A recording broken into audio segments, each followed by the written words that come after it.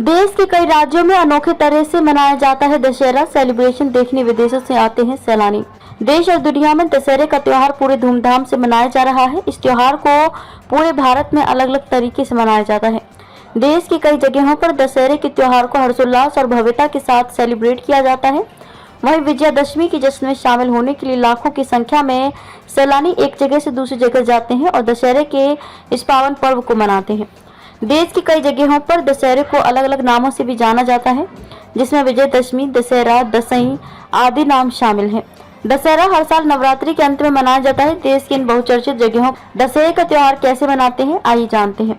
छत्तीसगढ़ के बस्तर जिले का दशहरा देश ही नहीं बल्कि पूरी दुनिया में प्रसिद्ध है। बस्तर में ये पर्व जिस अंदाज में मनाया जाता है वह न केवल अनूठा है बल्कि दुनिया में सबसे ज्यादा दिनों तक मनाया जाने वाला पर्व भी बन जाता है। यहाँ आमतौर पर यह पर्व 75 दिनों का होता है, लेकिन इस बार यह पर्व 107 दिन तक मनाया जाएगा। मालूम हो कि इस बार बस्तर दशहरा की शुरुआत पाठ यात्रा रस्म के साथ 17 जुलाई से हुई। वहीं रथ निर्माण का काम 27 सितंबर से डेरी गड़ाई रस्म के साथ शुरू हुआ, जबकि दशहरे की शुरुआत 14 अक्टूबर को काछन गादी रस्म के साथ हुई। इस दिन काछन गुड़ी देवी की विशेष पूजा की जाती है।